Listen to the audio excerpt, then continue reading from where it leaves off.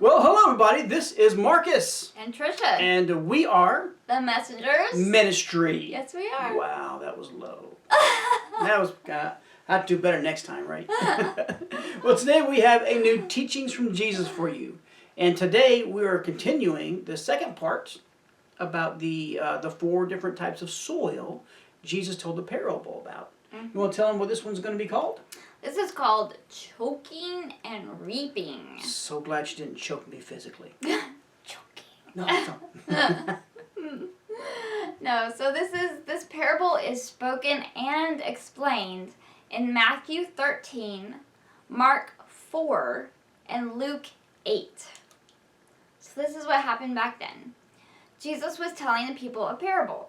And you know, he usually spoke in ways like this so that the people who were really listening from their hearts and really wanted to understand, they could.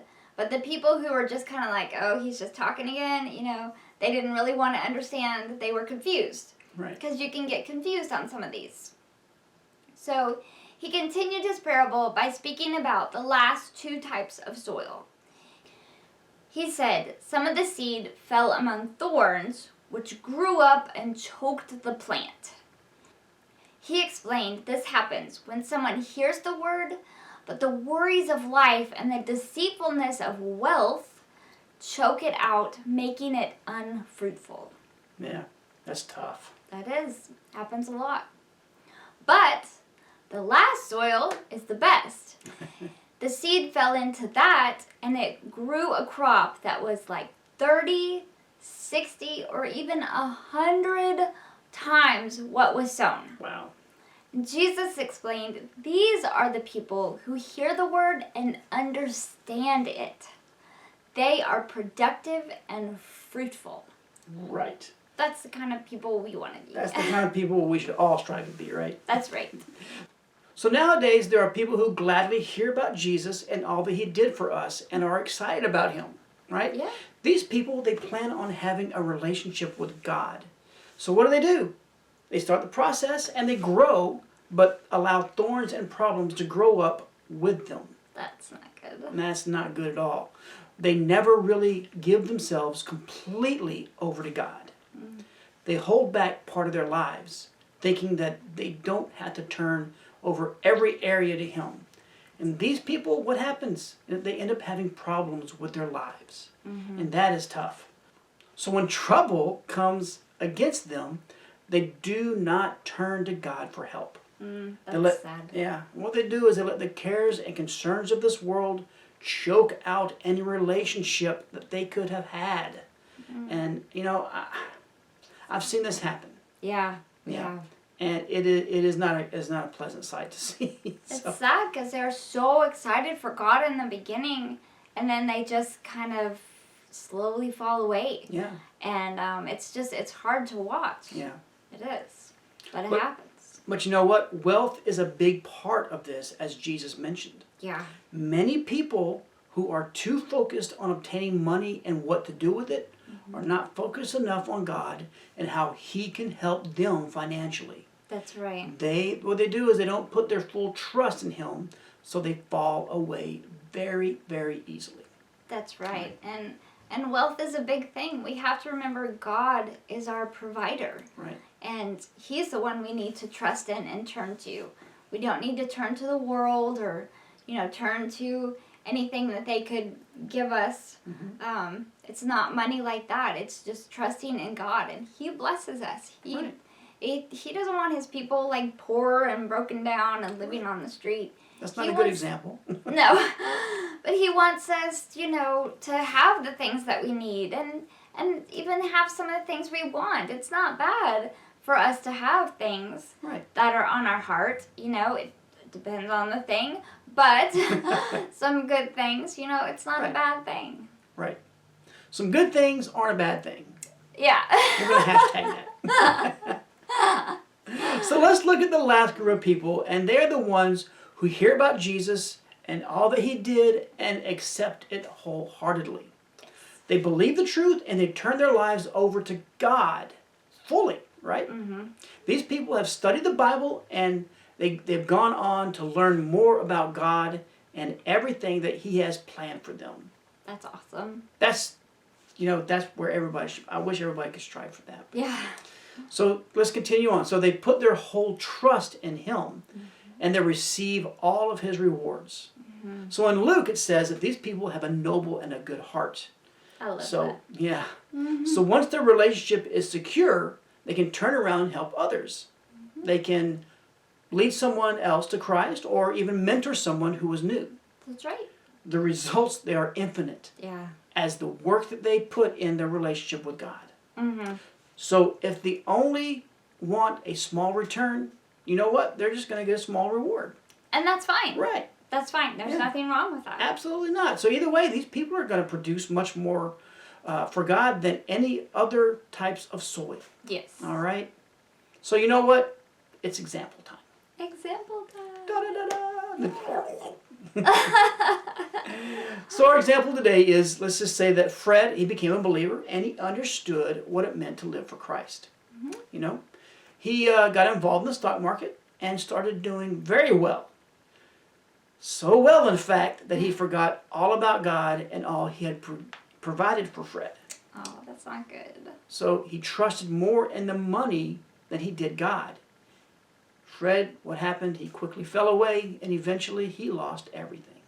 That's sad. Yeah, it is. But that can happen. If you Yeah. make money like a god in your life, this can easily happen. You can easily fall away from the true God who can help you with every situation you're That's in. breaking the commandment, right? You shall have right. no other God before you. That's right. Before me. Before Him. Before Him, yes. So, when we decide what type of relationship we want to have with God, what can we do? We can see how to live, right? Yes. So if we have a shallow, half-hearted life, we will eventually end up giving into the ways of the world. We will forfeit any reward we can achieve. And Satan tries everything that he can to distract us. Yes. And what he does, he tries to distract us from believing in God and making Him the Lord of our lives. Yes. Money is his specialty, guys. It really is. And he uses this trick often because we put so much value into our finances. Finances? You know what I meant. We do. So let's just kind of wrap everything up, all right? So when we decide to give everything in our lives over to God, we will see a crop grow. Anything we give Him from our heart will be blessed. So do that. Do it. Yes. We may see a large return in our relationship, or we may be satisfied with a smaller one. Yeah. This is up to us, all right? So just because somebody has a huge ministry, that doesn't mean they necessarily have 100 times what was sown. That's right. They could have just 30 at that point. Who knows? And that's not a bad thing. We love huge ministries. That's not a bad thing. We're not saying against that. But you can't just judge by, how many people they're bringing in or how many people, are part of that church. That does not necessarily mean they have this huge return from what was sown. You know why? It is a heart issue. That's right. Right?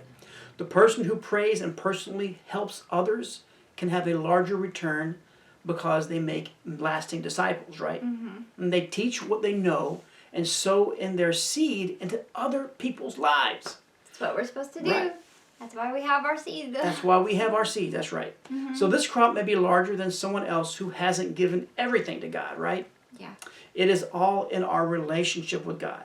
What it's all about. Right. So we can never about. think that we are less important because we only have a small sphere of influence.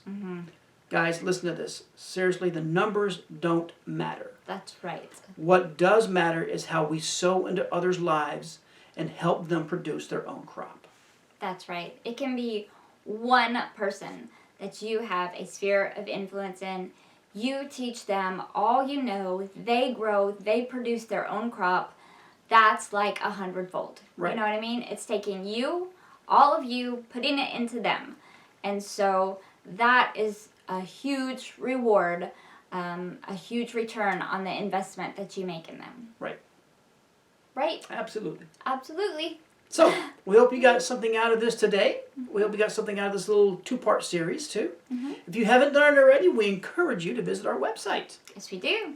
And that is www.ministries, www.themessengersradio.com.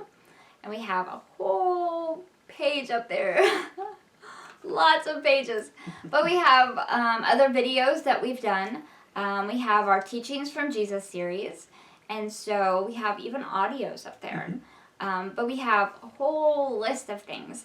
One of them is a contact us button. We would love to hear from you guys. It makes us excited. Yeah. We get excited. But if you have a prayer request, we will stand with you on what the Word of God has for your life. Amen. And if you have praise reports. Yes. We love praise reports. Praise reports, testimonies. All of that good stuff. Yeah. Anything that's going on in your life, Right. positive that you've been through and overcome, we want to hear it, and if you want us to share with others, that's you getting your life, planting seeds into so many other people's lives. Right. That we couldn't reach. We don't have your testimony. We don't know what you've been through. But somebody else may be going through the same thing. Right. And they need to hear what you have to say. Absolutely. So, and also, all of our social media links are going to be down below in the link below this video. So we encourage you to visit all of those. Alrighty? So, remember, you are loved. Yes. Not just by us, but more by God. That's right. So we hope you guys are having a great morning, a great afternoon, or a great evening, however you may be watching. We're listening. That's right. We love you guys. Bye now. Bye.